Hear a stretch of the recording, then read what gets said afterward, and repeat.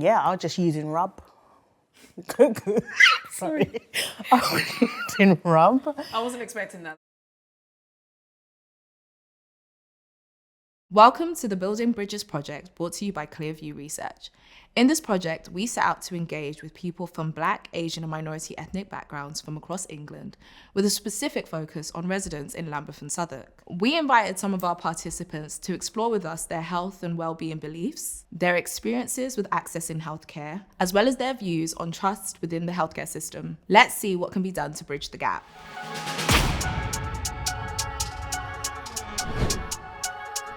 My name is Dr. Elsa and I'm a senior project consultant at Clearview Research. I'm Kenny Macedon. I'm the co-founder and managing director at Clearview. So I'd really like to get to the heart of the project, the why. What is the big question that we're trying to answer here, essentially? So it all started back in 2021 when the COVID-19 vaccine was being rolled out. So Queen's Mary University did a study that found that 39% of people from the Black community were likely to take the vaccine compared to 70% of people from the white community who were living in London.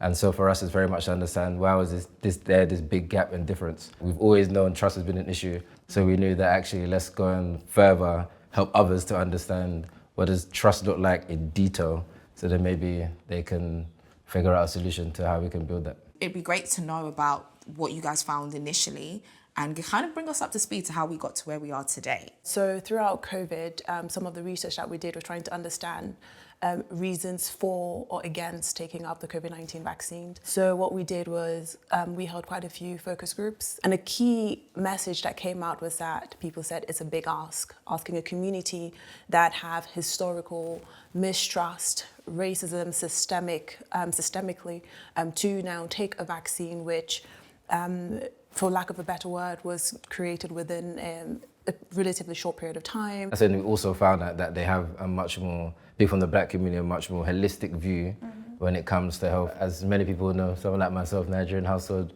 go and get the ROBB or the boniki. That's it. That solves everything. Even if you have your bone is broken. What are some key trends that you're finding? What we found were there were sort of 4 profiles that a lot of the people that we engaged with could sort of fall under. One of them was holistic profiles, and I know Kenny mentioned that, and that's essentially people who believe prevention is better than cure. Then you had people who believed in sort of Western medicine, where their first point of call was call the GP. And a lot of times we found that these people either came from families where they had doctors, their parents were doctors, so they were quite familiar with the process of either engaging with the system. Then you had people who fell on a more adaptive strategy, and these were people who probably suffered with chronic diseases, and so they had to engage with the health system, but at various points the health system either failed them or supported them. So they've had to find a mix of both. And lastly, I would say the people who fell within the cracks, or fell through the cracks rather, and these were either people who were older, not necessarily having access to digital, had a language barrier, and so these were people who either did not know how to engage with the system. Dr. Elsa, digital ethnography. Now, for the benefit of people who aren't remotely familiar with the research term,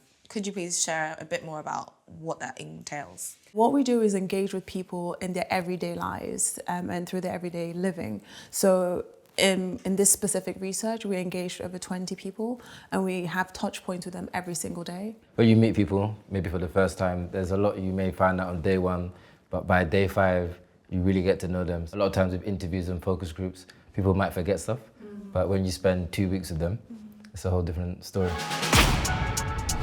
I'm Dean Foster, also known as Foss, but Hey, Foss. the founder of Peckham Soup Kitchen. My name's Yvonne. I'm part of the founding team of Black Seed, and we're a venture capital fund, and we invest in Black-owned tech businesses in the heart of Brixton. Hi, I'm Qasim, and I am a comedy producer and director who's currently taking some time away to be a gardener, learn about gardening and mental health. My name's Kathleen. I'm from Southwark. I also am a community learner and work for the lab. My name is Ola, and I live in Sodok. I'm a bus driver. My name is Leannah, I live in Lambeth, and I work for an educational charity. In this context, you were one of the people who participated in the digital ethnography. What was that like for you, and is this your first time doing something like that? You know, like when you get like an assignment, like from university or college or something like that. It felt a bit like a therapy session. Yeah, definitely like a therapy session without a therapist. I actually found it a really interesting, thought-provoking process in a way I didn't necessarily expect. Just like doing the logs every day, the video diaries, like it's all like good habits, which, you know, people talk about being helpful in terms of our mental health and our daily lives anyway. So just having time, enforced time to reflect was something I didn't think about going into it and really enjoyed as part of the process. Yeah, it was good to like reflect and think about it from lots of different perspectives, especially ones that I wouldn't normally consider. Like as always, I think it's good to not just take things, but to actually like scrutinize your opinions and why and like where it stems from, and how different opinions are like interlinked. I'd love to know, like for you guys, how involved are you in your community? And that can be like culturally, where your background, or, you know, home, where is home, where you're from. Since we launched Black Seed in Brixton, I do a lot more work in the area. And then again, we're investing in black founders. So I guess from a cultural perspective, I definitely feel a lot part of a wider community. And in terms of your health, how involved would you say you are in terms of like your day-to-day health? Or is it even something that weighs in on your mind, where it's like, okay, am I working out? What does my diet look like? Is that something that ever sits on your mind? With age, a lot more so now than I know it that's did right. in the past. Yeah. Everything, I think once you hit 30, you start thinking, I need two things: life insurance and cod liver oil, like, or some sort of supplement. I need to start taking something. I moved to Southwark about 1.5 years ago, and compared to other places in London I've lived, that's a big thing that really appealed to me about it, and something I've really enjoyed finding is the sense of community that I find in my area.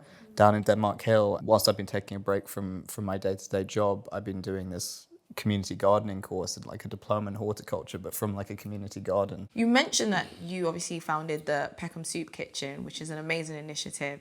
Tell us a bit more about that, why you did it, and what you're learning from doing it. I think after COVID and everyone just like locked down, staying inside, and then I feel like it was like the cost of living, energy, bills going up and all that kind of stuff. And I felt like, honestly, we're all in the same bucket where it's kind of ultimatum time now. Do you know what I mean? Is it like gas and electric, or is it shopping? Do you know what I mean? And I feel like majority of families face this ultimatum, if you get what I mean.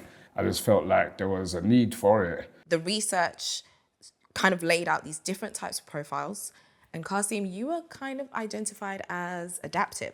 I can see why that was the case, considering my answers for the ethnography. I think, weirdly, I definitely would have said going into it that I am holistic. That's like part of my community culturally. It's how my parents raised me. It's how my grandparents were.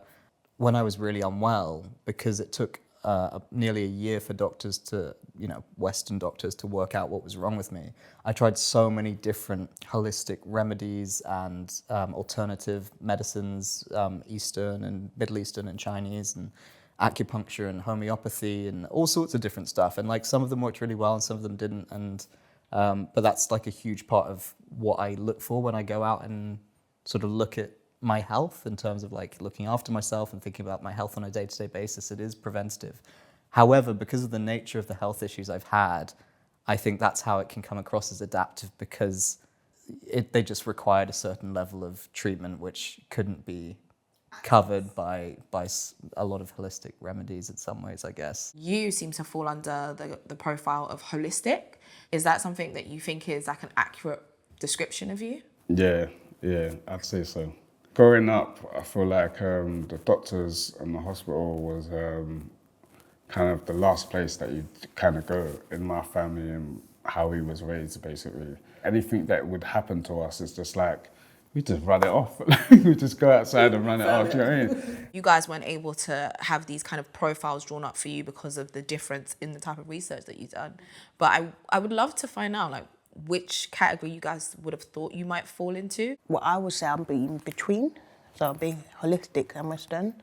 So I would still take a paracetamol or ibuprofen, but yet on the other hand, I would boil up my ginger and lime and garlic and turmeric, all of that, steam, all of that. You came out as a holistic, like, from the jump. I'm actually quite surprised by it. Really? I thought I'd be more adaptive. Okay. Because I'm not one of the girlies that won't take pain meds if they need it. Yeah.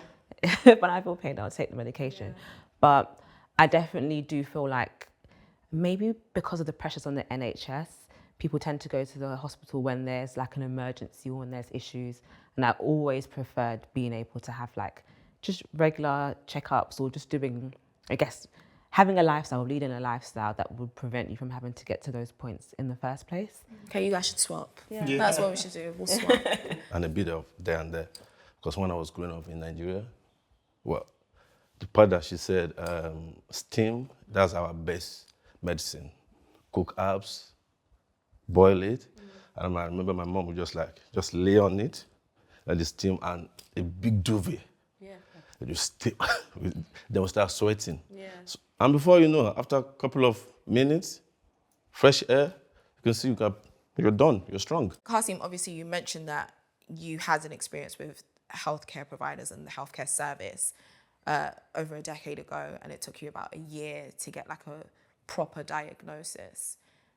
How do you feel like that experience has either coloured or shaped your perception of the service altogether, and just even pushing you to be more holistic if that was the outcome? Yeah, it was an incredibly frustrating process when you're really unwell and no one knows what's wrong with you. You're not, answers aren't being provided, and so you start looking other places for answers. And so I was brought up with quite a holistic way, but when you're that sick, you do just want to go to the hospital and like get it sorted and find out what's wrong. And it took a really long time and trips to lots of different hospitals and different units around the city, and with lots of weird tests to like finally find out what the problem was. So whilst that was ongoing, like I said earlier, I did try lots of different other remedies. And so it was something I was already predisposed to, but it really like reinforced it where I found these other remedies I tried and I was like, this is working and I'm feeling better. So obviously I'm going to stick with that. And so like one of the things I still see an acupuncturist monthly, which is like really, really nice and really helps in a lot of different ways. Obviously later on in life, the lupus broke out, and I'm saying how I felt in that state, you're just straight to A&E again. Do you know what I mean? It's like there's no questions asked, if you know what I mean. And then I'm there, and they're running all these tests on me, basically. And one doctor says, yeah, it could be lupus. Another doctor says, there's no way lupus is in ethnic minorities, but it's not in men, it's only women. Do you know what I mean? Right. So it's like they're going back and forth doing this, taking skin grafts and all this, and before you know it, they're taking lymph node out of my armpit. And they're like, you know what? It's 100% lupus kind of thing, do you know what I mean? So in my head, I was thinking, wow, this is crazy. Like, what do you lot learn from? Do you know what I mean? And then in my head, I was thinking, wow, like, I've actually changed you guys' study of your books, do you know what I mean? Because of the severity of my illness, I also had a lot of mental health issues come about. I was diagnosed with depression around the similar time. And similarly, a push towards a holistic method was useful. I did have therapy as well, but I encountered some real issues with therapy, which is something I hadn't really thought about too much until I did the ethnography. Yeah, I was working for the Southern Anti-Violence Unit, and there was a black family that we had a meeting with, like dreads, like rustlers kind of thing. And they see my face and they said, I had to go and see some Dr. Stephen Ferguson or something. So then when I went to go and see him, he's like some black guy. So he did my blood, and basically my blood lasted like literally 3 to 4 seconds. Do you know what I mean? And it was dead. So I just started cleansing my blood and stuff like that, and taking all these holistic, like you say, I noticed that the pain was disappearing. I found out about Dr. Sebi after that. So it was like I had a live consultation and got his mega kind of deal thing. This is just before he kind of died. And I'm learning, and I'm like, wow, this plant does this for you, or these greens help de-stress you. You know, like, just different things. Right. So before you know it, it's just like, you're thinking, oh, forget this hospital stuff, because it doesn't even make any sense. Like, the stuff you're taking, it doesn't cure you. It just gives you more symptoms. Do you feel like if at any point you had the opportunity to interact face-to-face with maybe medical practitioners that look like you, do you think your experience would have been different? Yeah, 100%. And that's something I found now. I've stuck with the GP I had since I was a child. I keep going back to them because she is a South Asian Muslim doctor who knows my entire medical history and understands the ins and outs and the pressures and you know, just a day in the life of someone from my community. So, And altogether, like, clearly your experience with your own illness in the traditional medical sphere kind of pushed you to a place where you had to go looking for your own solutions. Yeah, 100%. Because I feel like, you know, like we all face it. Like winter here is winter. Do you know what I mean? And I'm saying with my condition and stuff like that, it was hard for me to get out of bed. Do you know what I mean? And we're talking about warming the body, like being comfortable and being able to be mobile and stuff like that. And then I stumbled on something called yellow dock. My specialist doctor told me to boil this on the stove for like 15 minutes. It's like yellow bark of wood kind of thing. And the water turns red, do you know what I mean? But this red water is iron, do you know what I mean? But I know that this is iron, especially for black people, do you know what I mean? So I'm saying when I'm going to the hospital, you're not giving me this iron. And I love that you mentioned like your upbringing in Nigeria and how that informed the way you look after yourself when you're sick. I wonder if you guys can speak a bit more about that culturally, your backgrounds, your heritage, how you feel that shapes the way you see health and well-being. I'm kind of different from my children because they are born here. Okay. So I can't input the system back in Nigeria into them.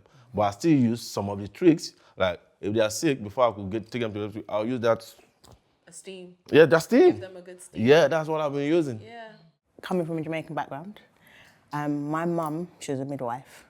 And so we've got obviously Western side there, but she still goes like holistically as well, and my dad. So I kind of like follow with them as well. Being pregnant during COVID, I was very skeptical about what they were giving me, especially when they diagnosed me with, what's it called again? Gestational diabetes. So I was scared in taking that. I was scared of having a baby during COVID. I was scared, like, do I have to have the vaccination because I'm pregnant and stuff like that. So speaking to my mum and telling her that I was scared, she just said, look, go with your heart. Don't take the vaccine because I wasn't going to take it. And yeah, I was just using ROBB. Sorry. I was using ROBB. I wasn't expecting that. That one came out. I'm sorry. And the ROBB work, you put it in your chest, your back, under your nose, your foot bottom, put your socks on, you're good to go, and you steam. I was going to say, obviously everyone's like African, Caribbean backgrounds. I'm also African, but I grew up with my mom who's German, so I don't know if it's culturally, if her culture, I don't know why she is the way that she is, but... She said, I don't know how the Germans get down. I don't know, my mom is like my one experience, and she's also like, she's basically raised me to be to approach healthcare in the way that I approach. She also spends a lot of time looking at like understanding the body and what's best for the body. So like a lot of focus on physical as well as like spiritual, mental well-being. So I just trust whatever she says, to be honest. Like if I have health issues, I'll call my mom first. I guess as a second generation immigrant, my mother would have experienced certain things like going through the healthcare system as a black woman. So she often emphasised the need to be very clear and direct about your pain, to never try and dull it down, if anything, exaggerate it. Play it up. Cry. Yeah, cry, so that you are heard. And I also have had several situations with like cousins and family friends who have been ignored, and then it's gone on to be something like cancer. So there is a consciousness of that and a need to constantly, I guess, follow up and make sure that every step is taken so that I don't fall under fall into the loop of people who are forgotten and it's caught too late. I love that you mentioned spirituality. I think that's such an interesting cultural dynamic that you're not going to go to the NHS and a doctor's ever going to ask you, oh, did you pray about this? or it's just never going to come up, or it's never going to be a topic of conversation. I'd love to hear what your thoughts are on that. Most blacks, if they go for their checkup and they say, oh, you have this disease, you have this, maybe it's built in us that, okay, I don't believe that. But doctors ask, okay, you have this. Okay, I'm not like most, Christians say, oh, I believe in good reports. So the report you're giving me, it's fake news. It's not for me. Yeah. But meanwhile, it's there. Yeah. And again, I don't know whether weather-wise, maybe it's cultural, and I've seen references. Oh, I'm having pains here, oh, go to Nigeria, go to Dubai where there's sun. And those people will go, and I don't know how true is that, and they will go and come back. Oh, I'm not feeling that pain anymore. A holiday would fix my knees Well, too, I won't lie. You are seeing holiday. Yeah, true. But they went for the weather. So I don't. Okay, so I don't know how true is that. Yeah. And can a doctor prescribe that? I mean, they can prescribe vitamin D, but obviously not the type that you might necessarily want. What do you think they don't know about people like yourselves, myself? Like, what do you think health services are unaware of when it comes to dealing with ethnic minorities? To be honest, I don't know if it's a bit blunt, but I just feel like it's just ignorance, man. And I'm just saying to the simple fact, like, the stuff that would heal us back home in Africa or in the Caribbean, I feel like they take a little piece of that and put it in a tablet. You know what I mean? Wrap it up with animal fat. This is why I feel like we get side effects and stuff like that. Do you know what I mean? So I feel like they actually know what they're doing. Do you know what I mean? And I just feel like because, how can I say, it's just not natural hair. Do you know what I mean? They just can't be bothered. They just think as we're strong black people, we can just know. When I was pregnant during COVID, it was a very scary experience for me. I had some types of complications, but I was scared that they wouldn't listen to me as a black mum because of the experience I had before I had my other three. So my first pregnancy, I was telling them I was in pain. I was telling them I couldn't breathe. Nobody would listen to me until I collapsed and I found 10 doctors around me, I almost died. And I caught an infection afterwards. There were so many things that were happening, they just weren't listening to me. I needed a blood transfusion. There were so many things, and I was just like, if you listened to me, this wouldn't be like this. I wouldn't be in this position, I wouldn't have almost died. You both live in Lambeth or have lived in Lambeth. I know you're currently in Southwark now. So you've experienced this from two different boroughs. And I know, Yvonne, you're a bit like me, so you've kind of stuck with what you've always known. I know you said earlier you still go to the GP that you went to as a child. Why? I know why I do it, but I'd love to hear from you why you do it. I think there's feelings of safety with the familiar. So I've got the same doctor that I've had from when I was born. So there's a kind of like trust elements there. And even though when you do get an appointment, you tend to get different GPs, but there is the odd chance that I'll still get my same doctor, and I quite enjoy that. I think I'm going to sort of group Lambeth and Southwark together compared to like other experiences I've had around London, because it's been quite similar in that when you have a GP appointment, and obviously this is for someone who hasn't grown up here, you get randomly assigned a GP, and obviously they're there to help you, but they don't know anything about you, and I don't know whether it's because of just the sheer volume they have to deal with, which is almost certainly the case, but like they don't have the time of day to go into like what's really going on here, which is part of why I like holistic healthcare so much, because you look for a root problem. It is just a plaster. It is just like a prescription, take this drug, or do this one thing and we'll see what happens. And it's hard to build a relationship because you're constantly changing person. I reached out to Talking Therapies Southwark for the first time a few months ago because I've been looking to start therapy again, and I had a really horrible process where I was just prescribed basically a slideshow which was meant to be CBT, but it was just sort of for you to click through and read about how other people have, tried this thing and now they feel great, and you don't have any human interaction and you don't build a relationship with anyone, and it's really like demeaning, and it doesn't help someone who has mental health issues. Are there any things that you do feel like health services do well? I feel like there's stuff that obviously we take for granted. Like if you had a car crash tomorrow, do you know what I mean? Like you're going straight to A&E, do you know what I mean? Or if you're something wrong with your child or something, you're going straight to A&E. Like, I think that these things we take for granted, but I feel like once we know what the problem is or whatever, we're fixing it ourselves. Something that I noticed, which I wouldn't have noticed if I hadn't been doing the study, was that I was doing my PIP assessment at the time for my illness, for disability support. And it's the only government service that had the option to have when you called them up, to have all the menus in Bengali, and only Bengali, which I found fascinating because obviously that's, just having a different language for the menus, even if you can't be put through to someone who's actually going to speak your language, is incredibly helpful and also makes people feel more comfortable. They are doing well. Compared to other countries, I would say the UK would have the best healthcare system. In regards, it's free. For me, personally, I've been seen. If I've called the doctors, I've got them through. Recently, I had to have an assessment on my daughter for speech and therapy, and the teacher was shocked that she got through so quick. When normally there's a waiting list. I said, well, I would say I trust God. In regards to like receptionists, I'm talking to them on the phone.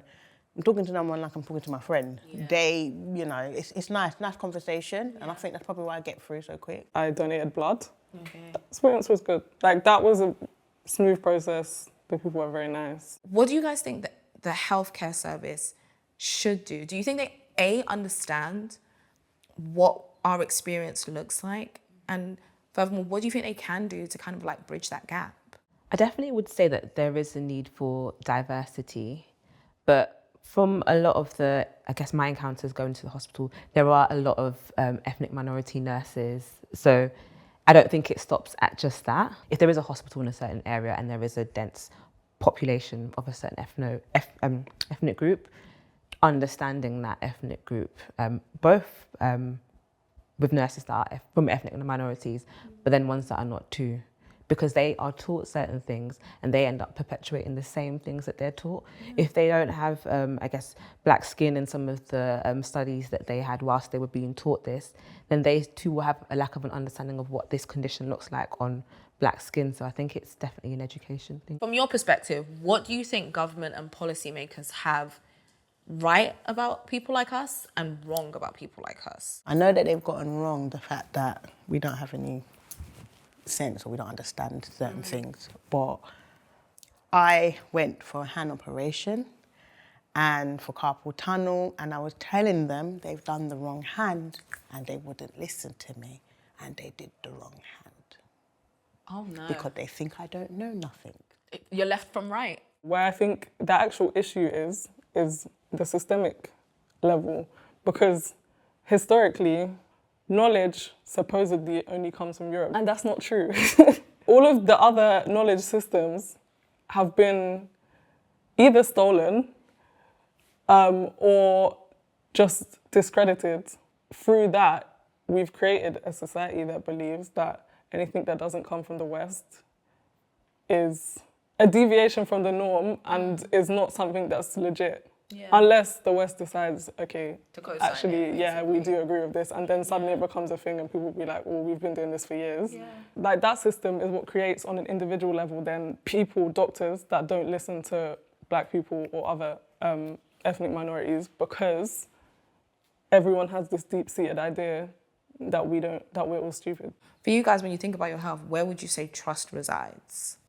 It sounds funny, but the first person that came to my mind was my mum. Same, that's what I was thinking. Parents. The thing is, you said it's not actually that crazy. Like, that shows up quite, there is that maternal feeling of like, and it comes up in the research as well, so don't worry, you're not alone in that. Many people do feel the same thing as far as like, okay, I'm gonna call my mum. Like, I think sometimes I'd call my mum first as well. Then I'd go on WebMD, which is probably not a good idea, because then you're like, oh, I'm gonna die. I have trust in God. That's all I have trust in. I have trust in God. He guides me. So I listen to him, and so far he's been all right. He's been on time. He's been, listening to myself, my heart, my soul. Trusting myself because I know my body. Yeah.